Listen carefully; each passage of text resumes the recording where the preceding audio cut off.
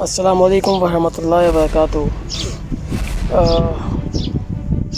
تجربات زندگی میں کیے جاتے ہیں اور تجربات کی بنا پہ کوئی ایک نئی تحقیق اور ایک نئی تخلیق کی جاتی ہے۔ تجربات انسان کو کبھی ہراتے بھی ہیں، تجربات کبھی انسان کو جیت کی طرف لے کے جاتے بھی ہیں۔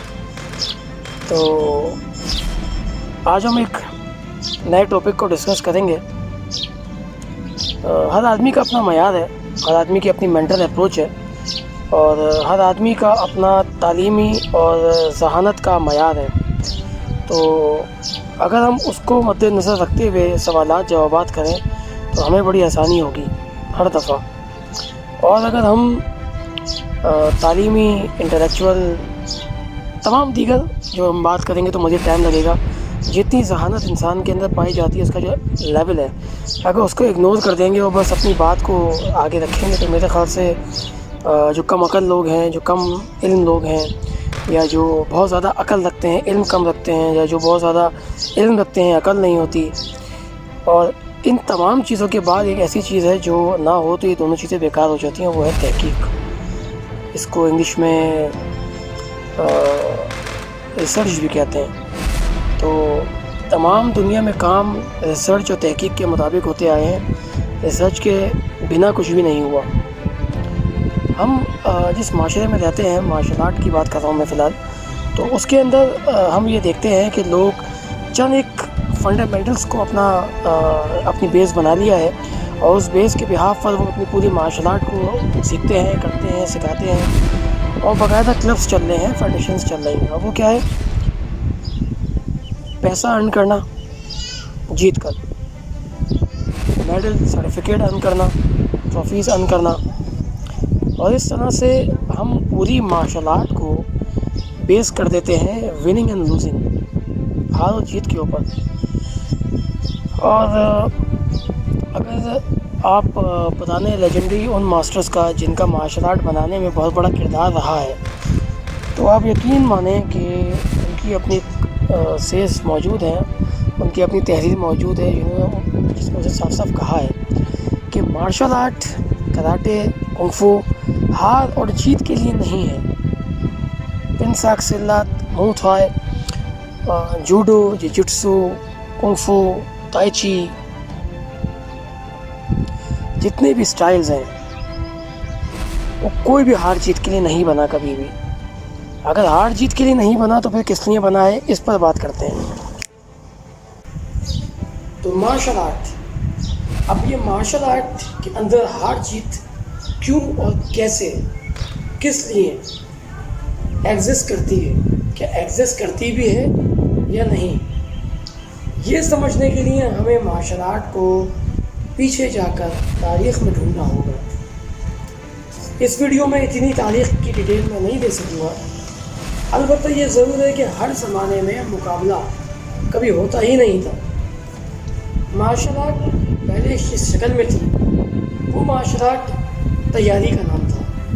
کیوں کہتے ہیں جنگی فنون، یعنی جنگ سے پہلے جنگ کی تیاری۔ تو یقیناً جنگ کی تیاری مکمل طور سے ہوتی ہے، جسمانی، ذہنی، ہتھیار۔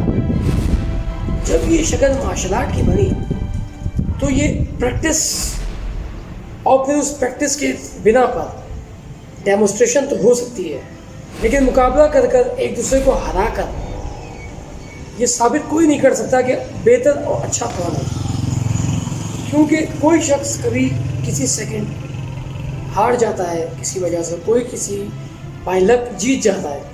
اس سے یہ کبھی ثابت ہو ہی نہیں سکتا کہ ہارا ہوا شخص بیکار ہے اور جیتا ہوا شخص بہتر ہے۔ لیکن آج کے زمانے میں ہم یہ دیکھتے ہیں کہ مارشل آرٹ کو ہار جیت پر رکھا جاتا ہے، جو جیت کیا وہ بہتر ہے، جو ہار کیا وہ بہتر نہیں ہے۔ اگر ایسا ہے تو ایک اور مارشل آرٹ ہے جسے ہم کہتے ہیں ننجا، اسیسینیشن۔ اس میں مقابلے کا کوئی عنصر ہی نہیں ہے، اس میں تو کمپٹیشن بھی نہیں ہے، اس میں چھپ کر اپنے دشمن کو ختم کیا جاتا ہے۔ تو پہلے تو یہ فیصلہ کر لیا جائے کہ مارشل آرٹ کو یا صرف کمپٹیشن کرنے کا کام تھا، نام ہے، یا مارشل آرٹ انسانی تربیت کا نام ہے، اور ہر قسم کی مشکلات کو جھیلنے سے پہلے ایک بہترین ترتیب اپنے اندر شامل کرنا یا اپنے اندر سے ایک نکھار پیدا کرتے ہوئے مارشل آرٹ کو نکالنا اس کا مقصد تھا. ہم ایک ایسی کشمکش میں ہیں کہ مارشل آرٹ کو اور اگر ہم بات کر لیں مارشل آرٹ کے علاوہ جنگی فنون کو تو وہ الگ ہو چکا ہے. اب آج ہم مارشل آرٹ کو اتنی بے دردی سے لوگوں کے ہاتھوں بکتے ہوئے دیکھ رہے ہیں کہ آج مارشل آرٹ کرنے والا شخص کہتا ہے کوئی ٹیکنک کر کے کہ میں سیلف ڈیفینس کر رہا ہوں, گویا وہ جوڈو ہو, کراٹے ہو, ہو, کوئی بھی اسٹائل ہو. سیلف ڈیفینس کیا ہے؟ سیلف ڈیفینس کو اگر ہم مان لیں تو سیلف ڈیفینس کے اندر جو ہم کمپٹیشن کر رہے ہیں اس کا تو کوئی 0% کا رابطہ ہی نہیں ہے, واسطہ ہی نہیں ہے. تو کمپٹیشن الگ ہو گیا, سیلف ڈیفینس الگ ہو گیا. اگر ہم کسی سے کہتے ہیں مارشل آرٹ کیوں سیکھتے ہو تو وہ کہتا ہے کہ میں سیلف ڈیفینس کے لیے سیکھ رہا ہوں. اور اگر ہم یہ دیکھیں کہ وہ سیلف ڈیفینس کر رہا ہے تو دکھاتے ہیں کہ وہ مارشل آرٹ کے اندر ہار رہا ہے یا جیت رہا ہے. اتنی کمپلیکیشنس خود اپنے کہنے میں, اپنے بتانے میں آج مارکیٹ کے اندر ہم دیکھ رہے ہیں. یہ مشکل ہو گیا فیصلہ کرنا کہ مارشل آرٹ سیلف ڈیفینس کے لیے ہے یا کمپٹیشن کے لیے. ان میں سے جو بھی ہے اس کو کر کے دکھایا جائے, اس کی کمپٹیشن بنایا جائے وہی پر ایک بہتر شکل میں.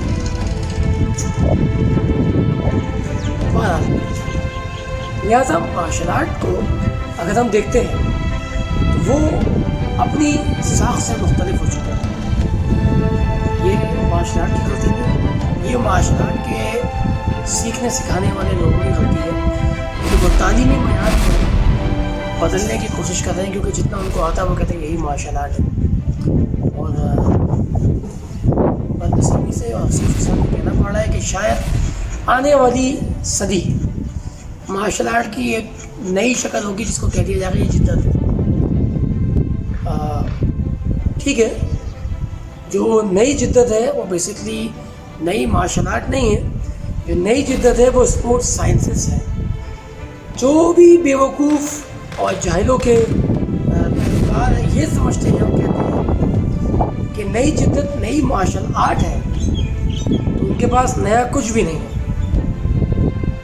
افسوس کے ساتھ آپ لوگوں کا جواب جو نئی مارشل آرٹ کا نام لے کر مارشل آرٹ کو بیچ رہے ہیں, سکھا رہے ہیں, میں ان کے لیے یہ بات کر رہا ہوں کہ نئی تو مارشل آرٹ کچھ ہے ہی نہیں, اور پرانی مارشل آرٹ ہے جس کو ٹریڈیشنل کہا جاتا ہے.